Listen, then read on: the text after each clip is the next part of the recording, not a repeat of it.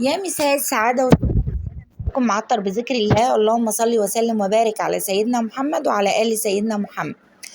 كل سنة وانتم طيبين. طبعا المولد النبوي قرب خلاص، فأنا بقى من عشاق الملبن الأحمر والقشطة اللي هي بتاعة المولد، وولادي نفس النظام، هي اللي بتيجي في العلبة ونقعد نتضارب ونتخانق عليها، ويا لهوي على اللي ياخدها. فبما اننا مش عايزين نوقف حال المصانع، فانا هعمل الحاجه اللي هي بتيجي قليله قوي في العلبه وبنتضرب عليها. هعمل لك المره دي القشطه والملبن الاحمر. قسما بالله تكات عمر ما هتشوفها في اي قناه من القنوات الكبيره. بصوا، انا جايبه لك بقى طريقه المصانع والملبن بالظبط بالطريقه المظبوطه، بس خليكي معايا عشان يطلع بالجمال والمطه اللي انت شايفاها دي. صلى على النبي كده. اول حاجه هنجيب هنا طاسه او حله تتحمل النار، تكون يعني تقيله، عشان طبعا الملبن من الحاجات اللي عايزه سوا فما تلدعش منك. هنحط عليهم كوبايه ونص سكر وكوبايه ونص ميه، وهنبتدي نسيبهم من غير ما تقلبيهم ولا اي حاجه دقيقتين على النار كده. لما يبتدوا هيهموا للغليان هنحط نص كوبايه عسل جلوكوز زي ما انت شايفه كده، وابتدي بقى قلبي عشان طبعا العسل يدوب مع السكر مع الميه. طبعا دقيقتين بعد الغليان ونطفي عليهم. طرف المعلقه بقى ملح ليمون، ما عندكيش حطي نص ليمونه. ابتدي هنا بقى ادوب كل ده بالمعلقه كده بالراحه. كل ده بعد الغليان دقيقتين وهنطفي عليه. طبعا هنا مش هطفي ناسيه. هكون بقى في الوقت ده على ما يغلي محضره نص كوبايه نشا، عليهم نص كوبايه ميه، ودوبهم تدويبه كويسه. اهم شيء تدوبيهم، اوعي تنسي عشان ما يكلكعش منك. وخليكي معايا علشان التكات اللي هقول لك عليها في الفيديو دي قسما بالله ما هتلاقيها في القنوات الكبيره. لان بصوا، انا بصيت على جميع القنوات الكبيره مش هتقولي اللي انا بقوله لك ده. انا هقول لك التسويه المظبوطه للملبن بالظبط، وجربي وانت هتشوفي بالمطه الجميله اللي انت شايفاها اللي انا اول الفيديو وريتها لك دي. طبعا النشا واحده واحده وعلى نار متوسطه. هنوطي النار شويه وننزل بالنشا بقى، وايدك ايد بتنزل وايد بتقلب عشان ما يتكتلش منك ولا يكلكع. واحده واحده كده تبتدي تقلبي فيه. ما تجريش الفيديو عشان تاخدي بالك من التكات اللي هقولك عليها، عشان تاخدي ملبن ناجح ما يسحش منك تاني يوم ولا يسيب.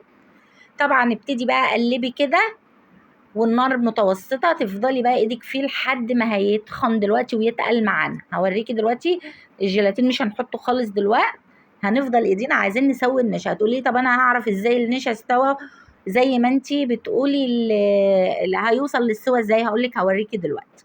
طبعا بدأ يتقل معايا اهوت.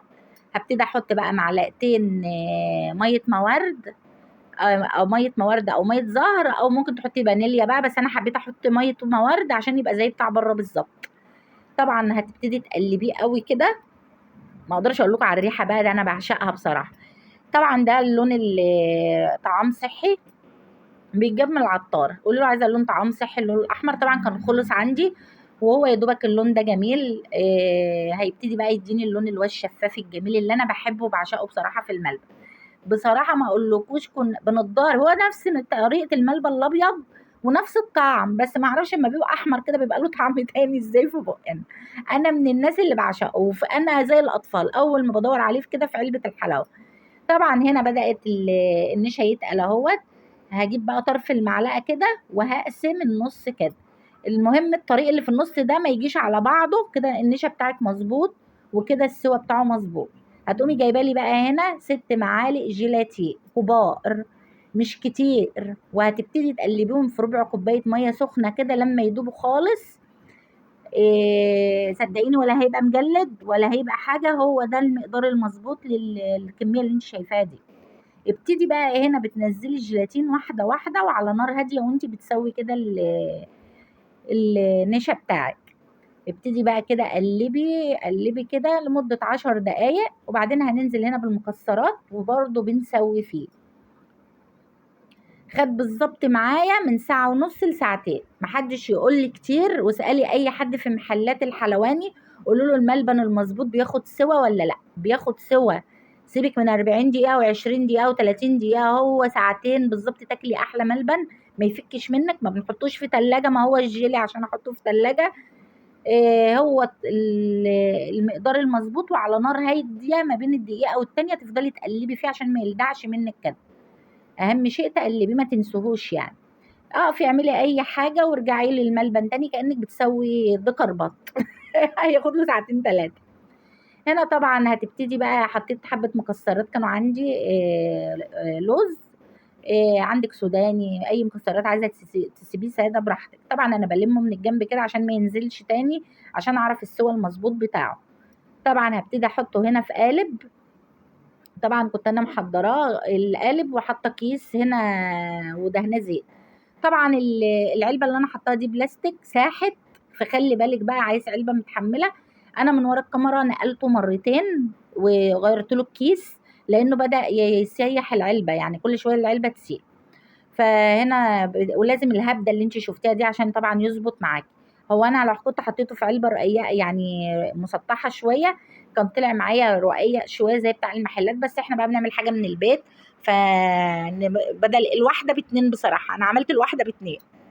هنا طبعا بما ان الفيديو خفيف وسهل والملبن عمايله ما فيهاش اي افتكاسات، 3 حاجات كده عملناهم، قلت اعمل لكم القشطه هي كمان. بما ان الحاجتين دول من احب الحاجات لقلبي، فانا حبيت ادمجهم لكم في فيديو واحد، بس هم حقيقي فيديو واحد يعني معمولين في نفس اليوم. طبعا هنا جبت كوبايه ونص سكر، عليهم نص كوبايه ميه، وهتبتدي تدوبي فيهم ونص كوبايه عسل جلوكوز، وتنزلي عليهم كده وتبتدي تقلبي وتسيبيهم هنا لما يغلوا. وهحط برضو طرف المعلقه ملح ليمون زي ما انت شايفه كده. في الوقت ده على ما يغلي بقى، قلت احضر الجيلاتين، 3 معالق جيلاتين، 4 معالق جيلاتين كبار، وهتبتدي تحط عليهم ربع كوبايه ميه سخنه هنا. في الوقت ده على ما العسل بتاعي يغلي بقى، قلت هنا احضر برضو العلبه اللي هحط فيها.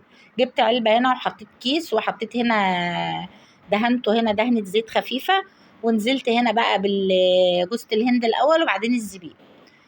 طبعا الاكياس التلاجة كانت خلصانه من عندي، فما تاخدوش بالكم من لون الكيس بقى، لان طبعا بقيت قاعده ادور في الكيس كده، لان ما كنتش حاطه في دماغي اساسا ان انا هعمل ال الطريقتين دول. طبعا بعد ما العسل غلى لمدة 5 دقايق طفيت عليه ونزلت وهو سخن الجيلاتين، برضو المية فيه سخنة، نزلت هنا عليهم وباكت فانيليا بقى. انا بحب الفانيليا بصراحة في القشطة. هنزل هنا بقى بالفانيليا، وهبتدي بقى اضربي بالمضرب. الملبن انا حطيت مية ورد معلقتين كبار، لو انا ما قلتش انا حطيت معلقتين كبار ميه ورد عشان يدوا ريحه حلوه كده ويبقوا زي بتاع المحلات بالظبط. مش عارفه انا قلت ولا ما قلتش، بس باكد على الكلام يعني. ما بين الضربه والضربه دقيقتين ووقفي المضرب عشان ما يبص، وابتدي بقى ايه اضربي كده وافصلي اضربي، وهو بالظبط خدوا معايا ربع ساعه ضرب ما بين الضربه والضربه، بسيبه دقيقه او دقيقتين. طبعا بيبتدي بقى يديك اللون الفاتح، كل مدى بيفتح، كل ما تضربي فيه بيفتح كده، بيبقى عامل زي الكريم شانتيه او الفوم. طبعا بوريكي هنا التقل عاوز ضرب لسه، هتعرفي ازاي ان هو خلاص كده؟ هوريكي دلوقتي الطريقه اللي انا هقولك عليها عشان تعرفي انت وصلتي للقوام اللي احنا عاوزينه. ده بقى القوام اللي انا عاوزاه. شايفاه الكريمه كلها نزل مسكت في المضرب، مانيش عارفه المها، لفت في المضرب، وتيجي تنزليها تعمل خط تقيل كده. خلاص ده القوام اللي انت عاوزاه. تنزلي بقى في ثواني ثانيه الا نص تكوني مفضياها في قلب العلبه، لان بالذات القشطه لو استنت هتلاقيها اتمسكت معاكي. يا رب الفيديو يكون عجبكم، ويا رب الطريقه تجربوها، وان شاء الله هتطلع ناجحه معاكي من اول مره. بس امشي على التكات والاضافات اللي انا قلتلك عليها، وانت هتعمليها احلى من ما انا عاملاها كمان. طبعا هحط هنا الزبيب الاول بقى، واحط فوق جوز الهند، والهبده اللي احنا هبدناها في اول برضو الفيديو للملبن هنهبدها برضو للقشطه. والحاجات دي ما تتحطش في تلاجة يا جماعه، يعني القشطه ولا الملبن اوعي تحطي في تلاجة، سيبها على الرخامه كده من بالليل لحد الصبح. يعني انا كنت شغاله فيهم بالليل سبتهم للصبح. عايزه بقى تعمليها لو عملتيها بالنهار 6-7 ساعات كده، عشان تاخدي المطه اللي انت شفتيها في اول الفيديو دي ما تستعجليش يعني. طبعا انا سبتهم اهمت، وهرجع بقى في الوقت ده اللي اهي شايفه هبتدي فكت اهيت. ده بعد ليله كامله بدات هنا بقى افضيه، وهبتدي اقطعه. هتشوفي المطه وانا بقطعه اساسا، وطعمه جميل ولا مجلد، ولا اللي يقولك الجيلاتين كتير هيعمل. اعملي بطريقتي وعلى ضمانتي، ولو كده انا عارفه انه هيعجبك ان شاء الله. هنا كنت بظبط بقى، اولادي واقفين حواليا بصوا قاعدين يقولوا كبري اعملي، احنا عايزينها زي بتاعت بره، بس بتاعت بره بتبقى رقيقه مش عريضه كده. بس انا قلت الف هنا على قلبهم، هكرره مره تاني. شايفين المطه جميله، وهقطعهولك دلوقتي برضو عشان تشوفي ان هو المطه فيه بتقطم، يعني بتقطع كمان، شايفاها اهي. يعني انت وقت ما تشدي تحفه، وطعمه جميل وريحته روعه، ما يفرقش حاجه عن بتاع بره، ما حدش هيصدق اساسا انت عاملاه في البيت. ودي القشطه بقى بصراحه، بتاكلي حاجه كده قشطه فعلا. دي انا بموت فيها في علبه الحلاوه، اول ما بتيجي العلبه كده بدور على القشطه وعلى الملبن الاحمر. فهنا طبعا احنا عملنا الحاجه اللي تبقى قليله في العلبه وعيالنا بيحبوها واحنا بنحبها، فاحنا عملناها في البيت. وكل سنه وانتم طيبين. وما تنسيش لو اتفرجتي لحد هنا اكتبي اللهم صل وسلم وبارك على سيدنا محمد وعلى ال سيدنا محمد، وحطي لايك واكتبي لي كومنت حلو يشجعني انزلك بفيديوهات زي كده. والله ما انا عايزه اسيبكم يعني، كل سنه وانتم طيبين، واشوفكم في فيديو جديد مع الف مليون سلامه.